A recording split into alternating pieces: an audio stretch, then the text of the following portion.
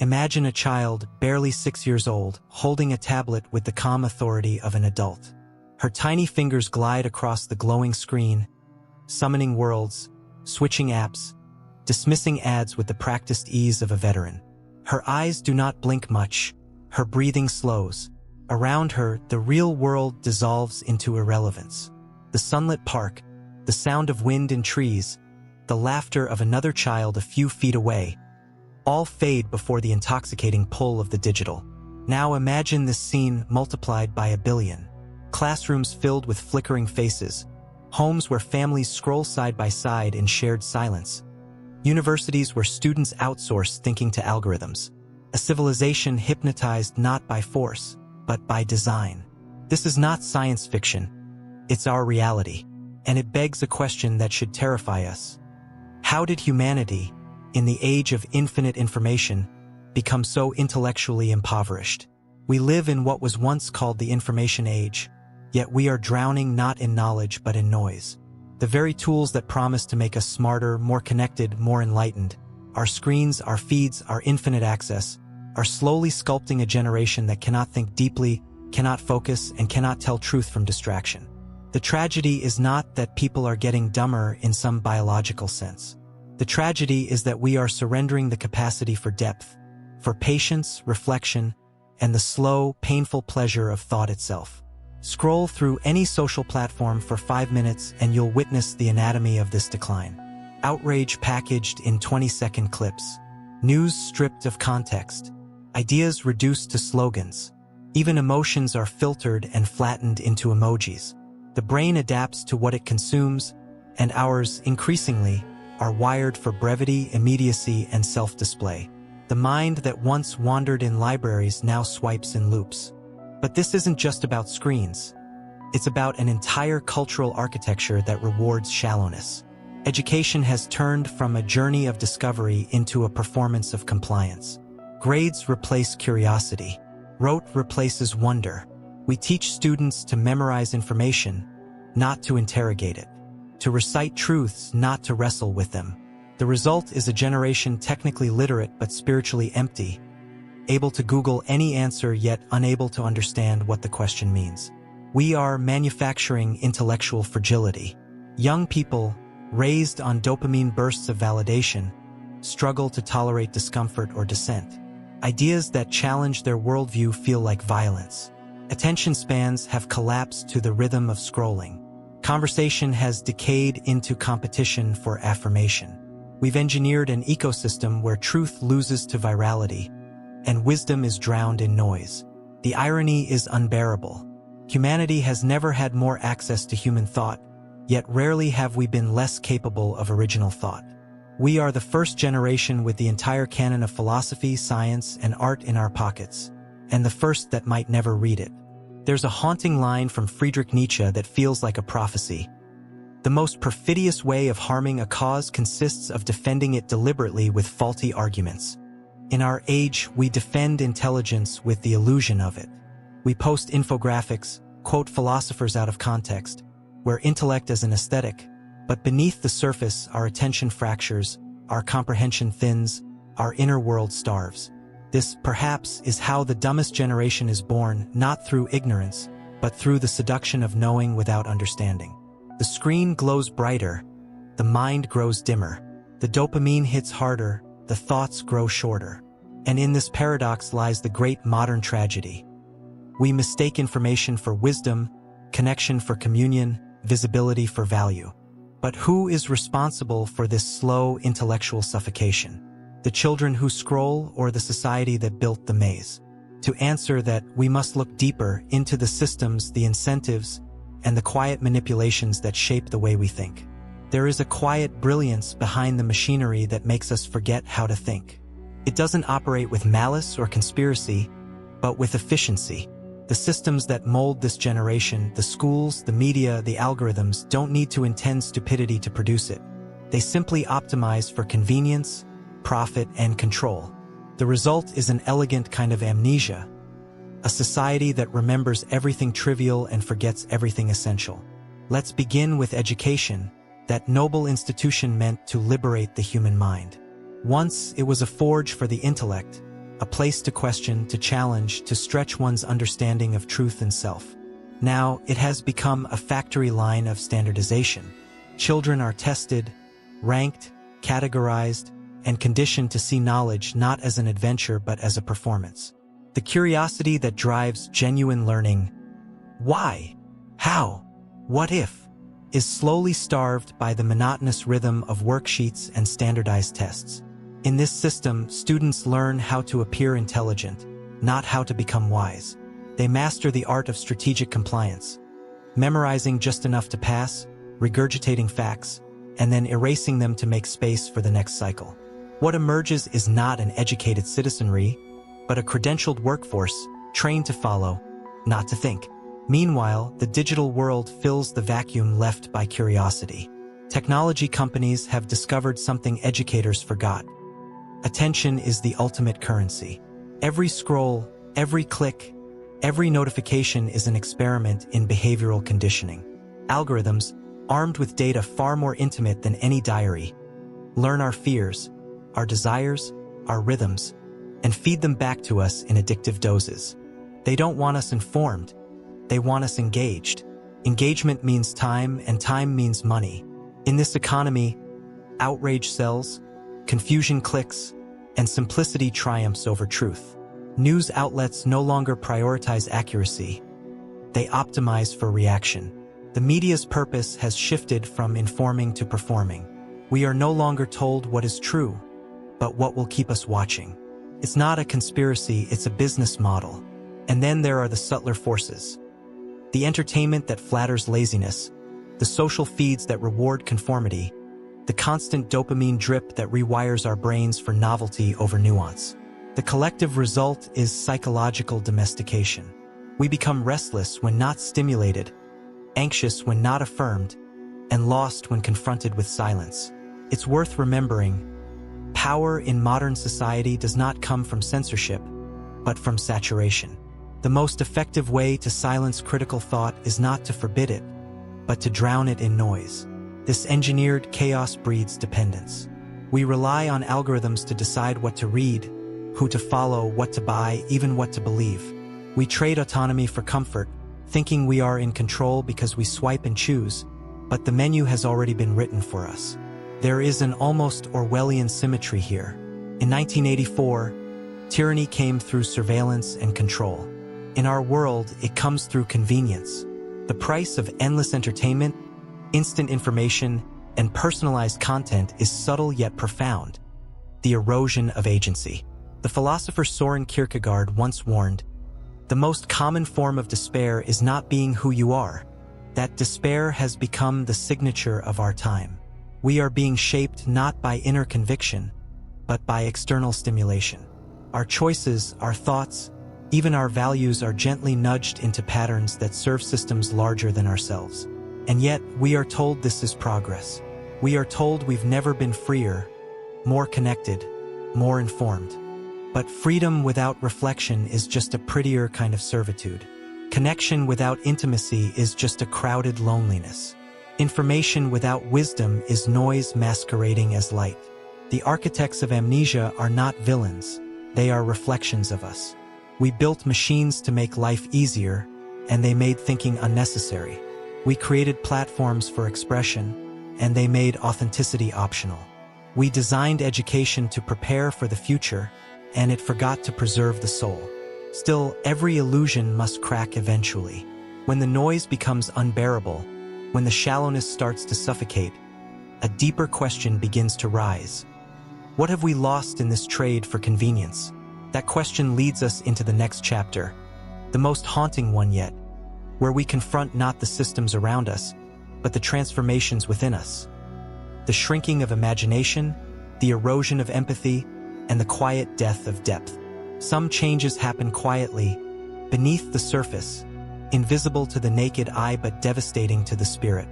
The hollowing of the human mind is one of them. It doesn't announce itself with alarms or warnings.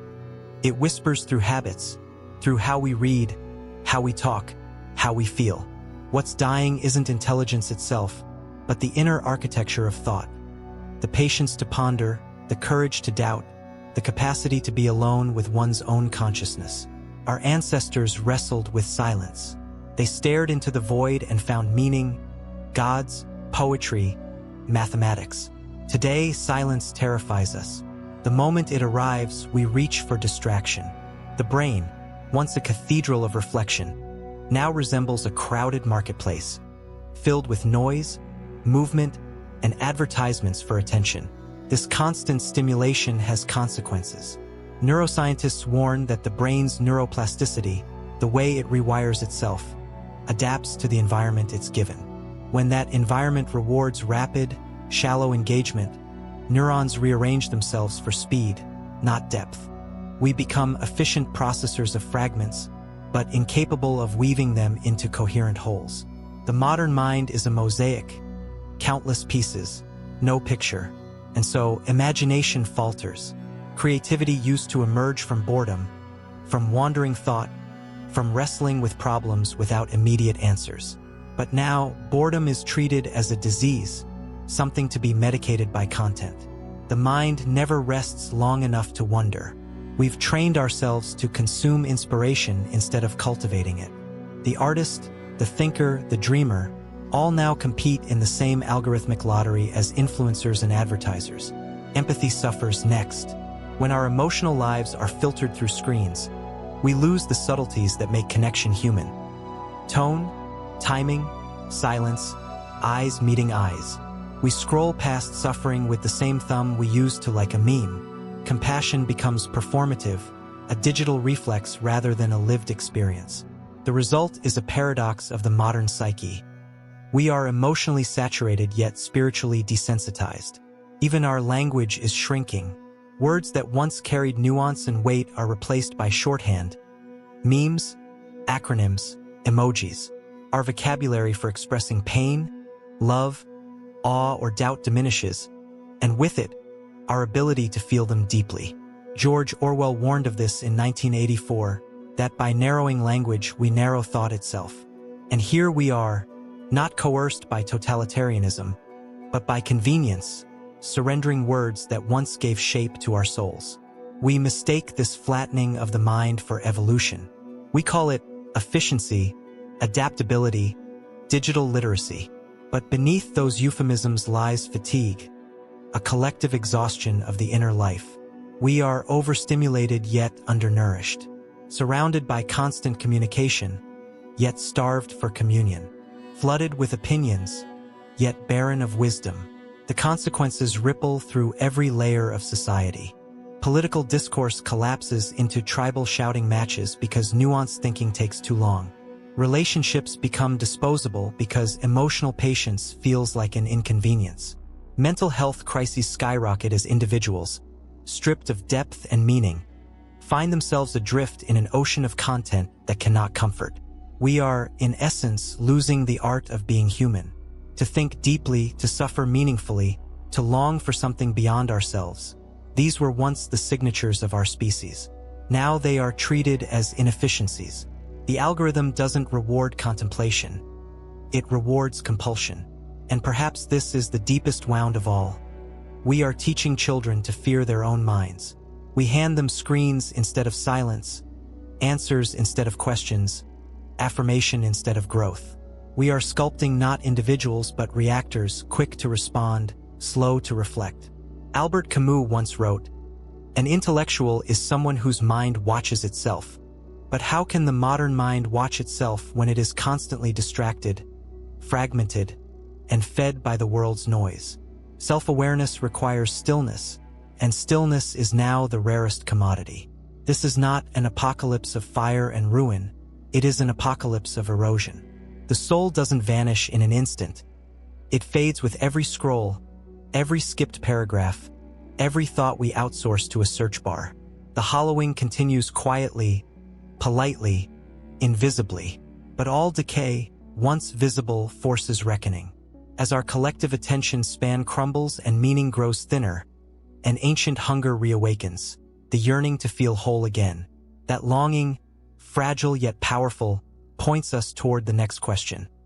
Can we still reclaim depth in a world built to destroy it? Every collapse invites rebellion. When meaning decays, when truth becomes a marketplace, when silence is outlawed by noise, there are always a few who resist. They do not march in the streets or raise banners. Their rebellion is quieter, deeper, and infinitely more dangerous. They think. The rebellion of thought begins in solitude.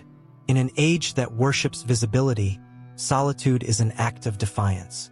It is where one learns to live without applause, to feel without sharing, to know without broadcasting. The thinker steps away from the algorithmic current, away from the economy of attention, and dares to encounter the terrifying vastness of their own mind. In that space, truth begins to breathe again. But solitude is only the first frontier. The next is conversation, not the transactional chatter of comments and retweets, but the ancient art of dialogue. Real conversation is not about winning. It is about understanding. It requires patience, humility, and the willingness to be wrong. When two minds meet not to persuade but to explore, they rediscover something civilization was built upon: shared meaning. We have forgotten that thinking is not a passive activity. It is a form of courage. To think critically is to stand naked before uncertainty, to resist the comfort of easy narratives. And in a world engineered for conformity, that courage is revolutionary. Every act of genuine reflection is a small victory against the machinery of distraction. There are people, teachers, artists, philosophers, scientists, who quietly keep the flame alive. They teach not facts but curiosity. They remind us that the mind is not a container to be filled but a fire to be lit. They know that truth cannot be packaged into content, that wisdom grows in discomfort. They are the modern monks of meaning, holding out against the digital tide. Yet, rebellion today must also be strategic. It is not enough to retreat into nostalgia for a pre-digital past. The tools that numb us can also awaken us if used with intention. A screen can be a mirror or a mask, depending on how it's held. We can turn algorithms against themselves, curating feeds that nourish instead of drain, following thinkers who challenge instead of flatter, seeking media that illuminates rather than inflames. There is something almost poetic in reclaiming the same technology that was built to enslave attention and turning it into a vessel for liberation. To read long form, to write without metrics, to listen without multitasking. These are no longer ordinary acts. They are modern rituals of resistance. But rebellion must go deeper still, into the very soil of our values. We must remember that intelligence is not speed, that wisdom is not data, that connection is not exposure. We must reteach the mind what it means to be human, to imagine, to question, to feel awe. Education must stop producing test takers and start nurturing meaning makers. Art must stop seeking relevance and start chasing truth. And in our private lives, we must reclaim the sacredness of attention. Attention is not merely focus, it is love made visible. To give undivided attention to a book, to a person, to a sunset, is to declare, this matters. The rebellion of thought begins when we decide that some things still deserve reverence. The philosopher Hannah Arendt wrote, "The sad truth is that most evil is done by people who never make up their minds to be good or evil." The same could be said of our intellectual decay. It thrives not because of active stupidity, but because of passive surrender. We don't choose shallowness. We drift into it. Rebellion is choosing to stop drifting. To think, to read deeply, to question, to pause, to feel awe in an age of apathy. These are acts of spiritual warfare. And slowly they accumulate power. One mind that awakens inspires another. One classroom that ignites curiosity reshapes generations. One community that values wisdom over distraction can become a sanctuary in a collapsing culture. The rebellion of thought is not a dream. It is already happening in whispers, in margins, in notebooks, in late-night conversations where truth still matters. And from these small awakenings, something larger begins to stir. A rebirth of meaning. But what will this rebirth look like? What future can emerge from a generation daring to think again, to feel again, to be again? That vision, fragile, luminous, and uncertain, awaits us in the final chapter. There comes a moment in every civilization when mirrors turn into windows, when a society so obsessed with its own reflection finally looks outward and asks, what have we become? That moment, fragile and fleeting, is a reckoning. And for us, it is arriving now. You can feel it in the quiet fatigue that hums beneath our endless scrolling, in the loneliness that lingers even after hours of connection. You can sense it in classrooms where students, glazed-eyed and restless, no longer ask why. You can see it in adults, endlessly distracted, seeking peace in a chaos they themselves sustain. The collective soul of our age trembles with exhaustion. We have consumed everything: content, novelty, outrage, and still we are starving. This is the reckoning, the realization that technology, for all its brilliance, cannot save us from ourselves. The world we built to escape boredom has devoured meaning. The tools meant to expand our minds have fragmented them. But recognition, however painful, is the first step toward renewal. To see clearly is already to begin to heal. There is no going back to a simpler time. Nostalgia is not salvation. The path forward requires not rejection of modernity, but reawakening within it. The same intelligence that created the problem must now be turned inward, toward reconstruction. It begins not with institutions but with individuals, one mind, one heart, one deliberate act of awareness at a time. The return does not mean abandoning the digital, it means reclaiming the human. It means rediscovering the sanctity of slowness in a culture of haste, the holiness of silence in an empire of noise. It means remembering that wisdom grows not from information, but from reflection. When we dare to turn off the screens, even for a moment, we rediscover the sacred rhythm of thought, the way ideas unfold, the way insight emerges not through speed but through stillness. In that stillness, something miraculous happens. Imagination returns. We remember what it means to dream without distraction, to wonder without agenda. The mind, once suffocated by noise, starts to breathe again. Art deepens. Relationships heal. Curiosity revives. We begin to see not just data points, but patterns of meaning. The reckoning also demands humility. We must admit that intelligence alone is not enough, that without moral vision, knowledge becomes machinery. The dumbest generation is not defined by ignorance, but by arrogance, the belief that access to information equals understanding, that progress in technology means progress in spirit. The return requires us to kneel before the limits of our own brilliance, to recognize that wisdom cannot be coded. It is here that philosophy regains its purpose. For centuries, it reminded us that the unexamined life is unworthy of a conscious being. As Socrates said, "Wonder is the beginning of wisdom." Wonder is what we must reclaim, not as naive astonishment, but as a discipline, a stance toward existence itself. To wonder is to refuse cynicism. It is to stand before reality and say, "I will not look away." Imagine a generation that chooses wonder over distraction, dialogue over division, creation over consumption. Imagine classrooms where students are not rewarded for memorizing, but for questioning, workplaces where depth is valued over speed, communities where silence is not feared, but cherished. That is not utopia, it is restoration. The return will not be loud. It will not trend. It will happen in reading lamps, in notebooks, in late-night conversations. It will happen when a parent tells a child that attention is a form of love. When a teacher pauses long enough to let a question breathe. When an individual chooses presence over performance. We have been called the dumbest generation, but perhaps that label is premature. Perhaps we are only the lost generation, wandering through the noise, searching for meaning in the static. And maybe, in our desperation, we are closer to awakening than we think. History's greatest renaissances were born not from triumph, but from exhaustion, from the moment when humanity looked into the abyss and chose to build light. The dumbest generation, if it can awaken, could become the wisest. For wisdom is not inherited, it is earned in the ruins of illusion. We stand at that threshold now, with every reason to despair and every possibility to redeem. The question is not whether we can reclaim our minds. The question is whether we want to, because in the end, the battle for intelligence was never about IQ or technology. It was, and always will be, about attention, the only truly finite resource of the human soul. Where we place it determines who we become. And if we dare, even for a moment, to place it again upon truth, upon beauty, upon meaning. Then perhaps this will not be the age of stupidity after all, but the age of remembering.